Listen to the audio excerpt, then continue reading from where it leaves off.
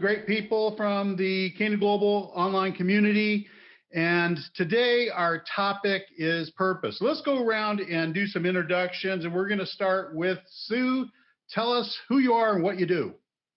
I'm Sue. I live in Mishawaka, Indiana, and I'm an author and a writer, basically, is what I do at the moment. Awesome. And I have her book. Oh, and we're talking, I have to look on my shelf and I'll grab it and then I could show it off. It's a great book. How about you, Victor? I live in Belgium, Europe, and I work as a personal trainer. I have worked as a personal trainer for about 15 years. Now I'm working in construction lately as for having work because we're not allowed to do anything due to Corona and all that stuff. Now so, you guys are really locked down. Was it? I can't remember. Was it you that said that they're going to locked do down? drones Yes. and they catch you? They have drones. Yeah, that's what they said in Brussels and Antwerp to check on people who were gathering together for parties. And I just read in a newspaper that they sort of around the holidays found people partying with 4 and 5. I mean, that's not really a party. So it's a little bit crazy in a way. Well, I'm allowed to travel because I'm in Holland at this time. But it's, yeah, I mean, it's kind of crazy. Sue, you and I would never make it. We'd be in prison. Yes, we would. Shelly, let's go to you. You have to unmute. There you go. I would also be in prison.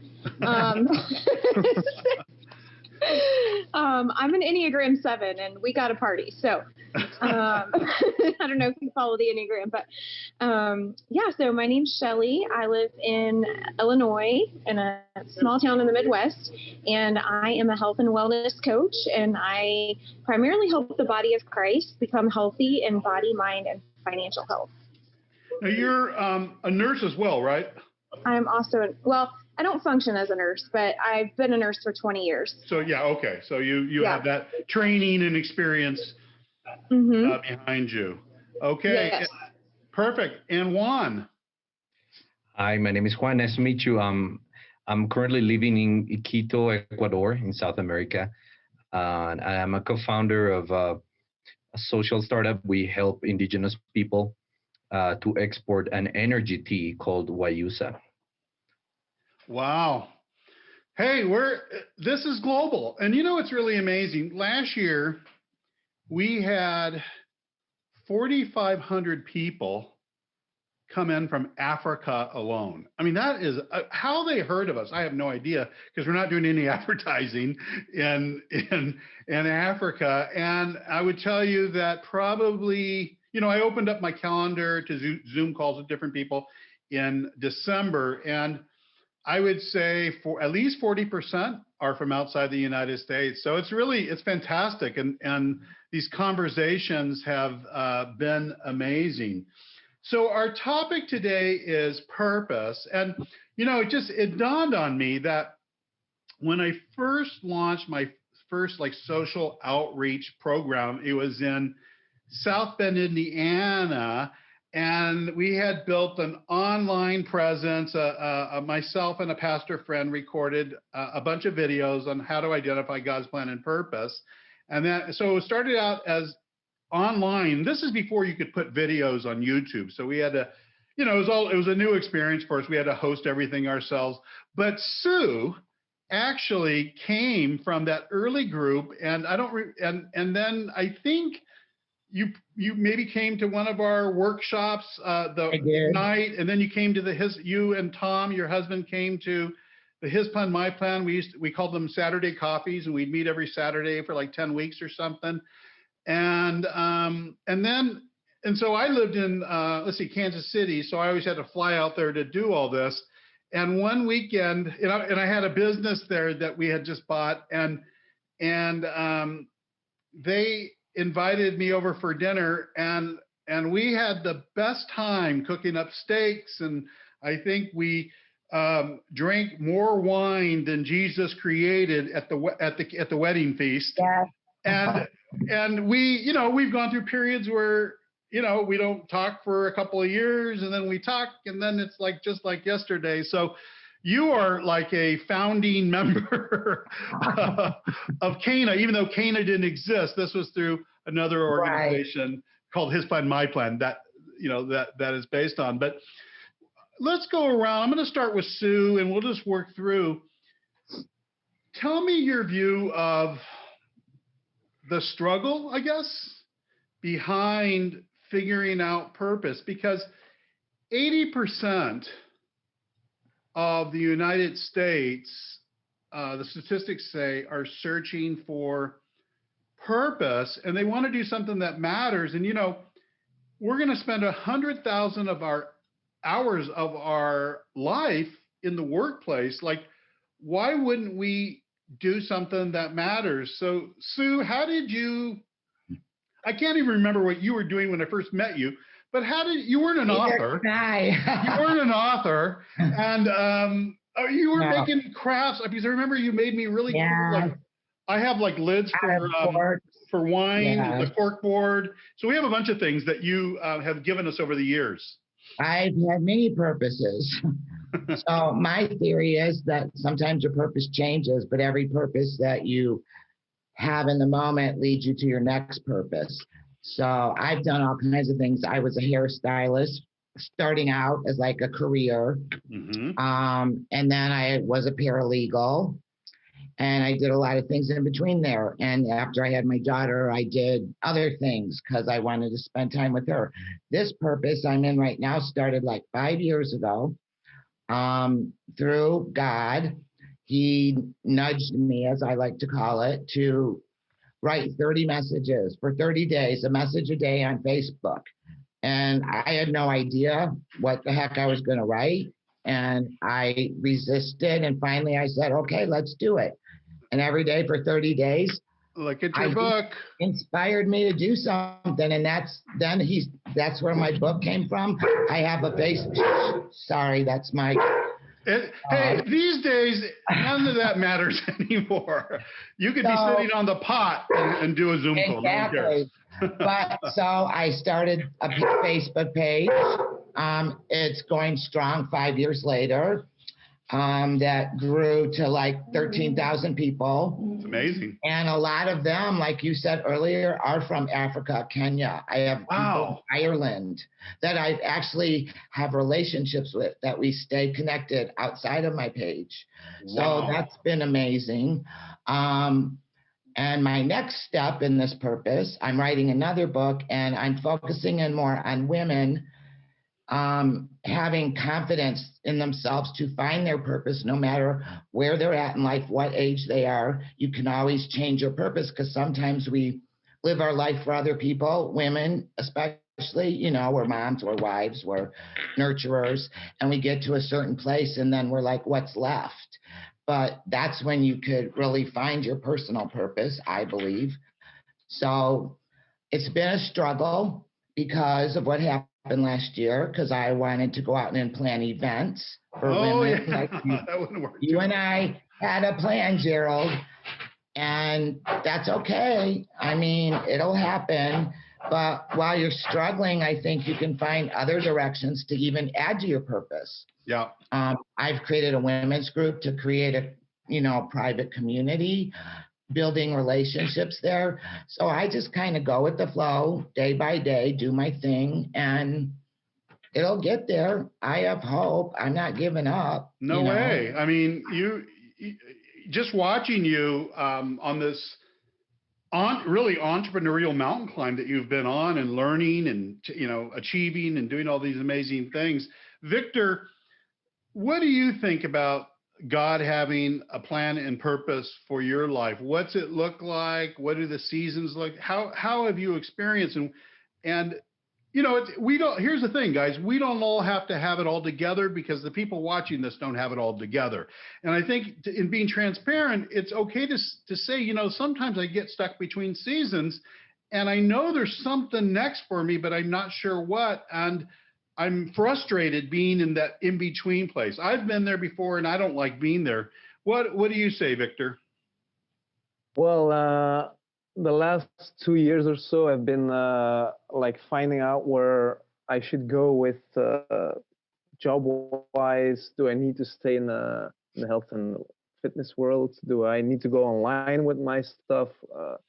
Been asking a lot of questions. Been pretty challenging. And then with well, Corona last year, I've been working some more in construction, just to pay bills. And in a way, it's that's what it's going now. I think it'll probably help me in a way to not overthink and keep my head off of thinking of what I should do next. So I think I hope it'll give me some peace of mind for a while. And I mean, I do believe that I've always had a lot of dreams and plans, and I mean, I've always been a big dreamer, but I've also been disappointed in myself and in circumstances that have happened,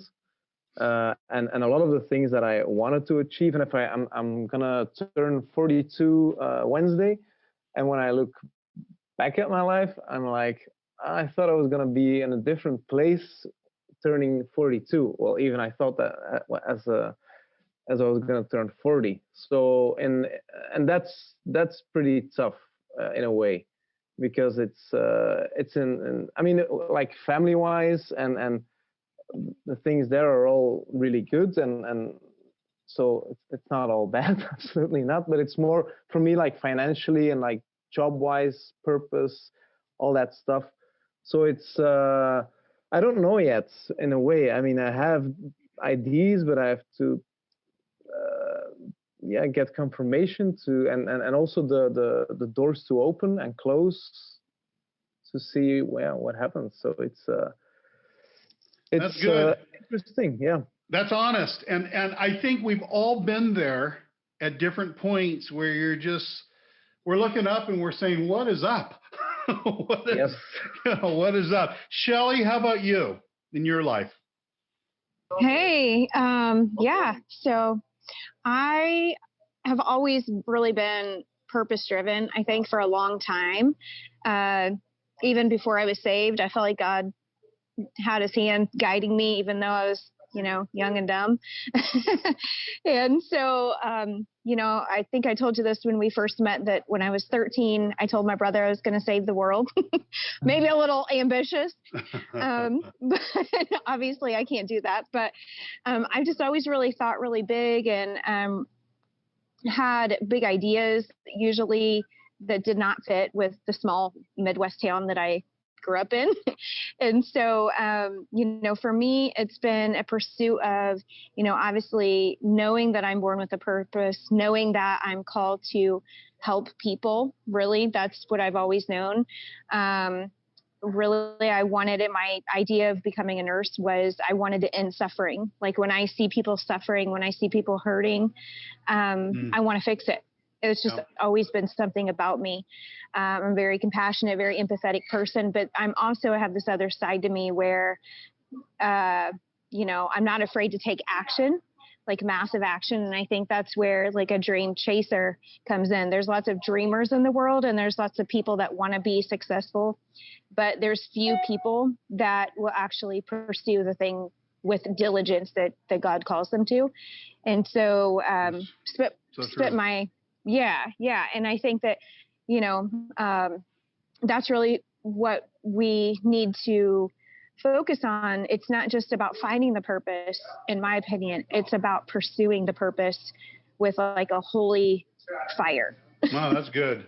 So you're saying purpose may not just come down in a nice, neat little package and hit your doorstep. You actually have to get out of the boat and step into the water and get into some storms and go chase it down. And it reminds me one of the first times I ever spoke to a large audience, that was part of my speech. And I said, I was talking about like opportunity. You have to chase it down because it doesn't wait for anybody, and you have to go after it. And And if you're waiting, it's like having children. If you're waiting for the perfect conditions, they never happen. Mm. So Juan, how about you? That was good. Thank you, Shelley. I think, well, obviously it's been a year of changes for everyone last year. And I think that as a social business, we're facing like some decisions on how to focus our product for growth in the next couple of years. So, but that kind of discussion also gets you to think about where do you see yourself? I mean, that's a good thing about unexpected situations and challenges. You know, yeah, you get to question everything and ask God, like, why am I? Why should I go this direction, Lord? Or what do you want from me? You know, in the coming years. So I've been experiencing that, but I think one of the most critical parts of finding purpose is like you really need to dedicate some time, like you know, like take time from your agenda and and make sure you're not interrupted and that's kind of difficult sometimes for entrepreneurs.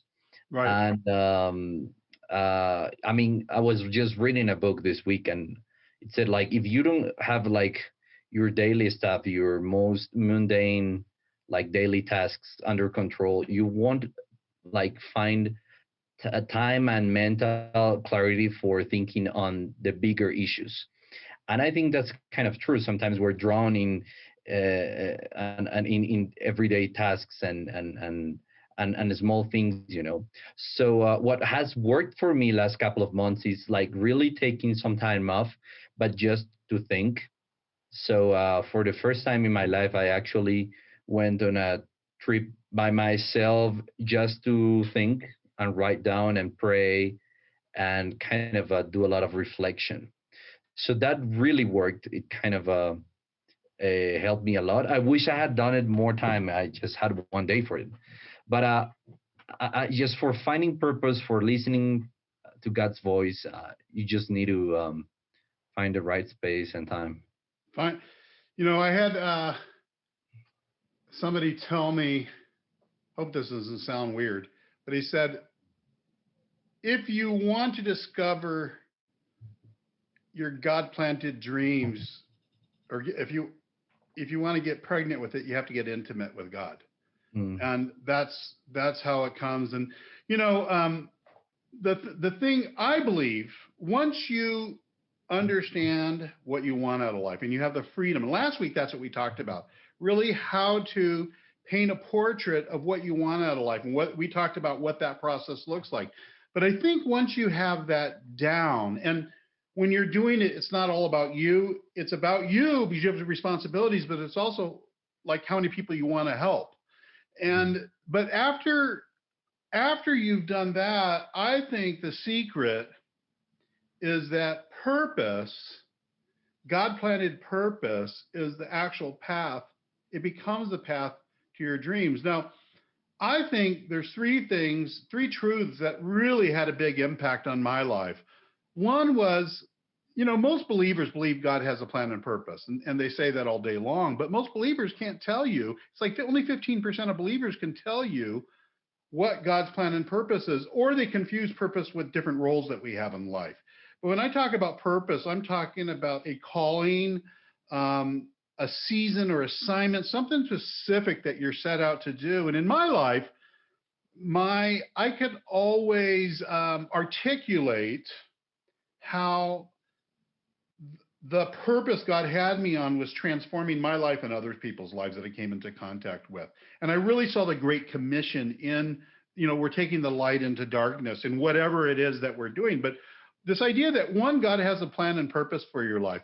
The scriptures say before he even created the universe, he knew exactly what Juan was going to be doing today. And he knew how many hairs you have left on, on your head. He's counting. I mean, that's amazing. And, you know, so he has a plan and purpose. Once there's a light bulb time that goes, or it's a light bulb moment when we go, okay, God, if you have a plan and purpose, and I believe you do, when are you going to share it with me?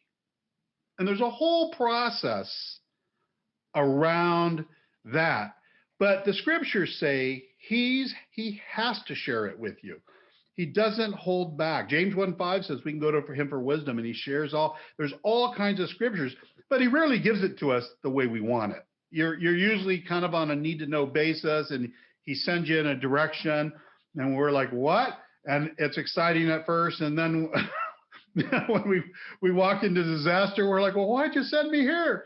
And so this thing, one, God has a plan and purpose. Two, he's obligated by scripture to tell you what it is in his timing. But here's the third thing that I find amazing. There's nothing that can stop God's plan and purpose for your life except you or us if we decide not to participate in it. And when he created all of us, the scriptures say he created all of us to prosper and to succeed. Now, that doesn't mean by any means that we're not going to go through tough times. In fact, the scriptures say all over the place that we're going to, and if you're an entrepreneur, you can't escape tough times. I mean, there's the entrepreneurial climb is treacherous. It's treacherous. But I think this idea that he has a plan and purpose, and then as I get older and more experienced, really trusting him.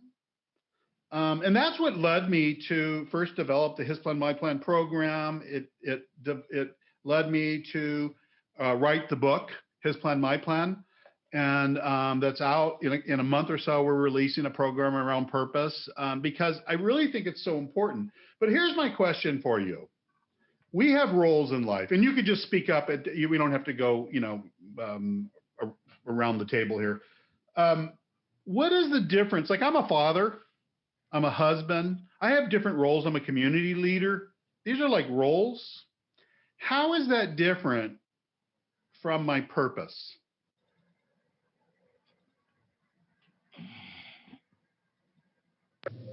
What do you think?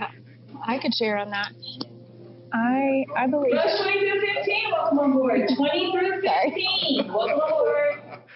All right. We're just going with it. So I believe that your purpose actually, it doesn't change. Your assignment changes. That's good. I believe that you have the same purpose throughout your life. It's in your DNA. It's born into you. You can't run from it, even if you wanted to. Actually, I've heard it say that people that run from their purpose actually are the most miserable people. Like Hitler was running from his purpose, and he ended up destroying, a whole nation. Because God didn't create Hitler to do what he did. Right. He created him with a plan and a purpose, and Hitler, in that denial, actually it drove him insane. And so I think if you look at the Apostle Paul, look at what Paul was doing when he was Saul before he became Paul. He was murdering and persecuting Christians. He had gone to the school of Hitler, and he was learning how to be a real bad apple. But thank God, and now, and as a result, he's penned.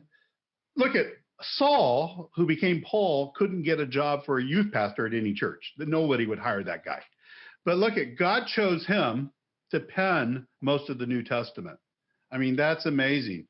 What do you guys, Victor, Juan, Sue, what do you think about the difference between roles and purpose? I think life gives us roles because it just does. Maybe you're gonna be a mom, maybe you're gonna be your job, a title at your job. But I agree with I'm sorry, I forgot your name. Shelly. I think in here there is a purpose. So everything you do, when I say you go from one purpose to the next, maybe that's the wrong word to use, but you grow. It's assignment. I think that's a good word. Assignment. It's a season, and every season you grow. It's like, that seed grows and it becomes, and then God leads you in different directions, because everything I've ever done has had to do with people as well. Helping people, working in estate law, helping people at some of the hardest times of their life. Because it gets messy when family members die. Doing hair, that's like being a counselor. Right. And you form relationships. So my purpose, I believe in the core of my soul, is relationship. And to that's the most important thing, and to instill that or share that or try to show other people how important that is. And that begins, like you said earlier, with your relationship with God. Yeah, I think that's really good. I mean, what I hear, there's a group of people that we call the erupters, and these are people that it's a top 15% of society, and they've spent their lives taking care of everybody else, their families, and all these different things. And they enjoy that part and they love that part, but they know there's more to life than just that. Right, exactly. And so a lot of people would say, well, Sue, you should just be happy being, Tom's wife. And, I could get really obnoxious here, but I already know what you'd say. Yeah, you know me. But that's a good point, because I just turned 60 last year. So, lots of things going on in my life. That's a big milestone. I'm not going to say I didn't struggle with it, with the number, until I got my head out of it. Like you guys said, but then I became a grandma. So it's like, okay, 60 sounds old. Being a grandma sounds really old. Like, what is happening? But God worked in me. I prayed. I knew I was in my head too much, because that's what I do. And turn it around to see, so a lot of women get to that same place, and then they think that that's it. I played all my roles. I did this. I'm retired. I'm still a wife, maybe. So a lot of women, maybe they're a widow. I'm a grandma, so I'm just going to be a grandma. That's all I do the rest of my life. Now, don't get me wrong. Being a grandma is a wonderful blessing. But like I even told my kids, I'm like, I'm not going to be the babysitter. I still have a life to live and a purpose to fulfill and my own thing. And right. I just want to be a grandma. And, I think a lot of women, they just give up. Like if they haven't found their purpose by now, they don't even think about that they have one. There's never a season in life that we don't have a calling. There's never, in fact, the word retirement's not even in the Bible. It's not in the Hebrew. It doesn't even exist. There is never a time. Guys, how about you? How have you dealt with, I think that it's easy for people to say, well, okay, you're a husband, you're a father, whatever you are, that should be enough. You don't need more than that, or you have a good job or whatever. How have you tackled this idea of purpose in your life? Well, for me, I think it's been the prioritizing, because I've always wanted to spend a lot of time with my kids, with my wife, doing stuff, just going out and taking care of them and so on. So in a way, I think when I worked, or when I was trying to build a business or all that stuff, being out late, because in fitness you work late hours, your early mornings and so on. And in a way, I was sometimes I felt guilty about these type of things, and I was like, okay, I need to have a business where I can be more with my kids and so on. And so I read the article today, and for me it was a good insight to see that, of course, there's a difference there's a difference between your purpose and having a role. I get that, but it's I think for me, I've never made that clear enough in my life. So I think it's important for myself to separate those two. So I think it's that's one of the reasons that I think that I'm not Shelley's working. In the plane. Do you see her? If she disappears, they took off. That is so funny. You're a trooper. You're a trooper. That is good, Victor. Do you find, what I have found, and I've been dealing with this subject for I don't know, 20 years or something. But I have found when God allows you to get into a valley, into a place of uncomfortable between seasons, it's usually in that where he's trying to connect you with his purpose, and season or assignment, and it's important to know that. And how you know, Juan, how has God, as he's given you different pieces of purpose and assignments in life, how has it come to you? How has the idea even got started, or how do you approach that?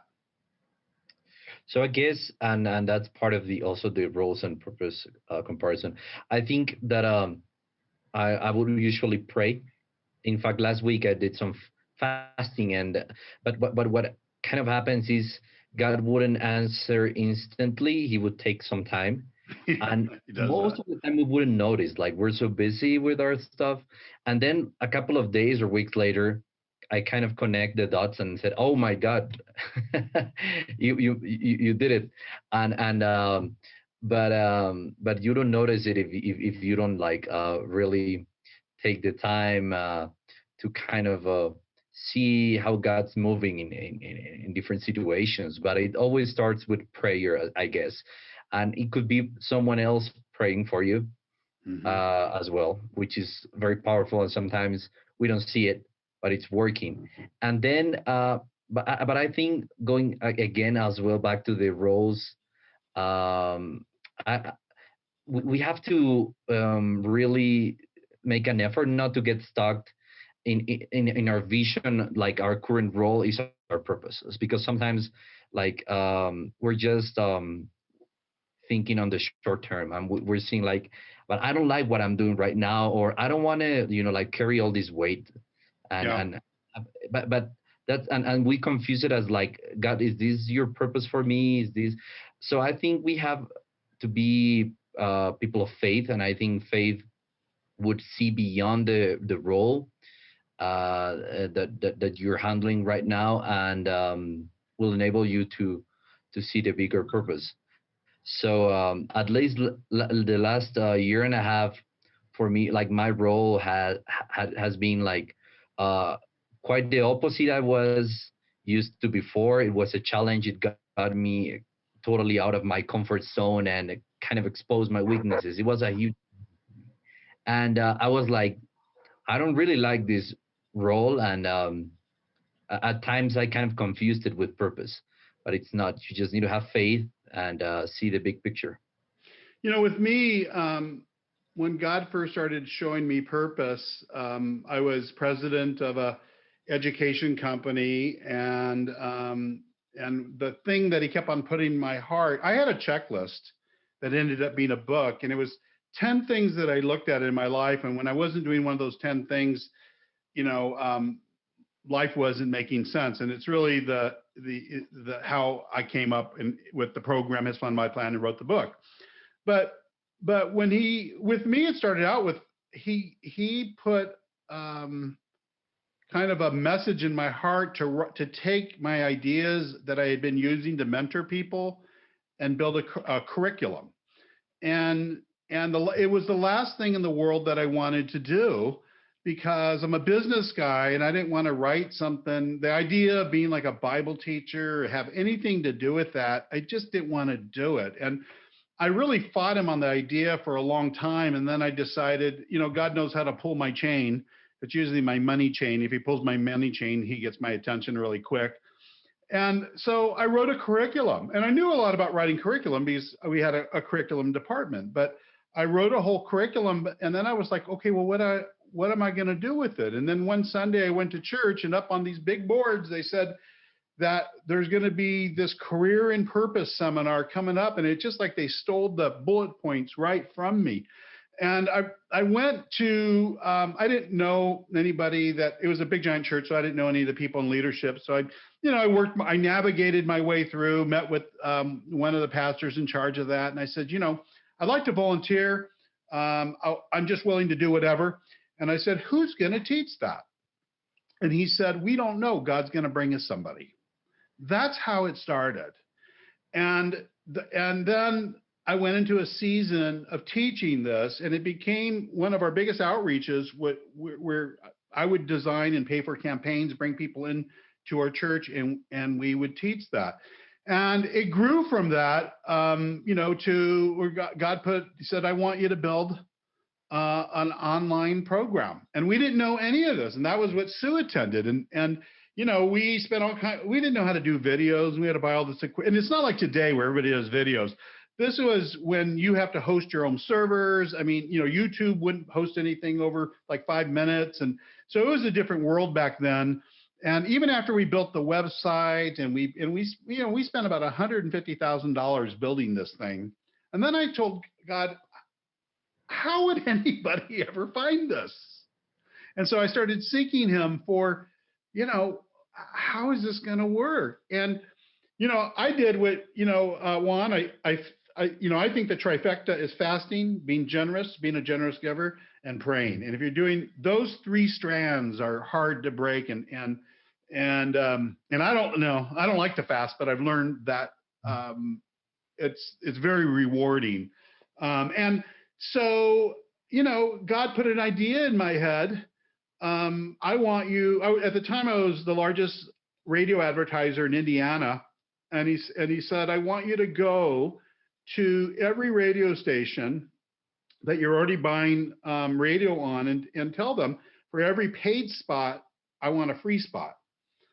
And they just don't do that, especially in the drive times and that. And I remember telling God, oh, Lord, you don't know anything about marketing. Can you imagine? What an idiot telling God that. But, when we did it, every station agreed to it, except the only one that didn't was a national Christian one. And finally, we twisted their arm and they said, okay. But we ended up getting like $40,000, $50,000, $60,000 a month in free advertising. What I'm telling you is that every step of the way, I had to keep on walking in the journey. And I found that his provision would show up. And I think in the book, His Plan, My Plan, the first 6 things that were on my personal checklist had to do with faith.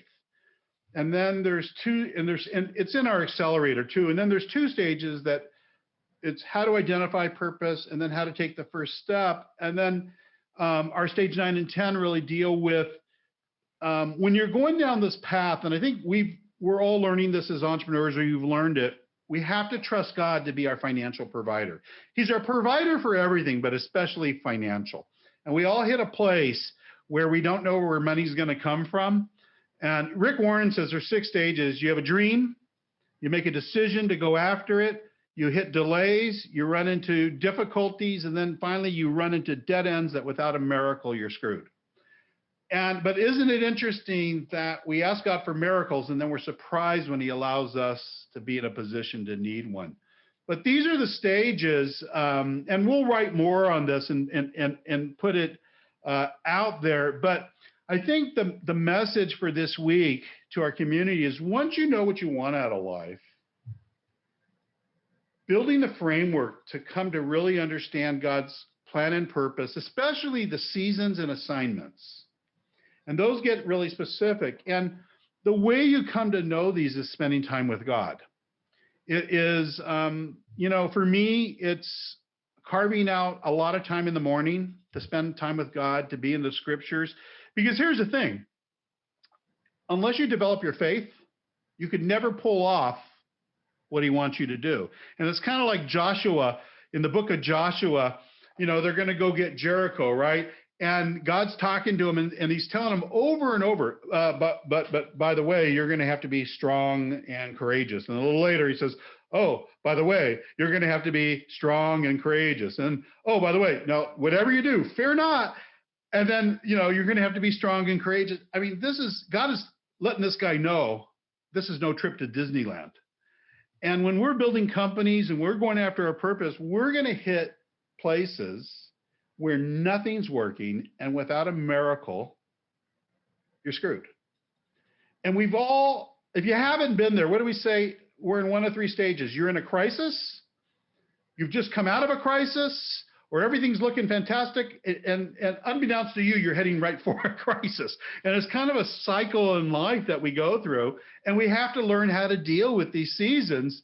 because, and so if you look at any of the characters in the Bible, this is something that they had to learn to go do. You know, Moses had to learn it, Abraham. I mean, think of Abraham.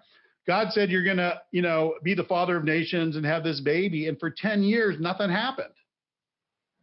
You know, most of us would never last that long. I don't think I would. I mean, but when God, I was just writing something about, I love Ezekiel, I think it's 37, about the story of the dry bones.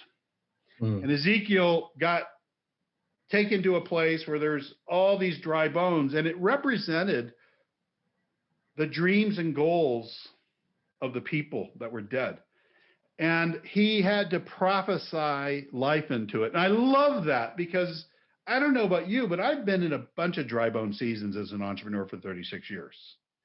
I've been in some places that, I mean, I have so many stories to tell. Without some gigantic financial miracle, it was going to be over. And there's been times when it was over, that stage, but most of the time, God came through in some amazing way. But purpose, really understanding your calling and your assignment, that's the thing that keeps you going. Because there's sometimes when God's done with you in one assignment, and you find out that that assignment was just preparation for the next one. And so what would be your final words as we close off? We're at 41 minutes, to the people listening that might be right where you're at. They might be a little bit behind you. They might be way up ahead. What would your advice be to these people who are struggling and searching out God's plan and purpose for their life? I can take the word. I think that we usually in the business world, they say we need to take like 10 to 20% of our time for planning, and and then the rest is execution. And I think we need to start planning for our lives, and part of planning is also listening to God, and it's spending time, a good amount of time every week, writing down, listening to God's voice, just going out to nature, what Shelley was saying, listening to worship, and make sure you get time, because you're not going to find your purpose by accident. It's something you need to definitely be intentional about. That's good. Shelley, since you're getting ready to take off, if you have something to say, go ahead and do it now. Yeah. I would say two things. Find community, and faith that can build your faith, and prophesy to your promise every day. Woo! That is it. Prophesy, promise. I love that. Oh. Sue, Victor, what would you say? Well, I would just say take it one step at a time, because I have sometimes jump ahead of God. He gives me a dream. He gives me a purpose. He gives me an assignment. And because my brain just starts, racing, I start making my own plan. And then pretty soon it's like, there I am in the crisis. And I'm like, but I know this is what I'm supposed to be doing. So I've learned to, one step at a time. You can dream, you can have ideas, but don't you dare jump ahead of God. Just take it. That's great wisdom, Sue. I mean, he says we set the plans, but he establishes the steps. And if we dedicate the plans, he promises that we'd be successful. But I can't count the number of times one time I asked him, why don't you tell it? What is with this need to know basis? How come you just don't give us more? And what he told me was, because when I tell you more, you don't wait around for the planning and preparation. You take off, and we're like, oh my God, what are you doing? You didn't even get the training for the thing that I'm going to have you do. So I've been guilty of that too. How about you, Victor? For me, it's I think being patient and learning through every situation and learning in the process. That's cool. I think one of the most important things for what I've experienced till now. That is good. Well, guys, this has been good. Thank you so much for being a part of this, and the community out there. I hope you found this to be nurturing to where you are in your journey. So we'll see you inside the community.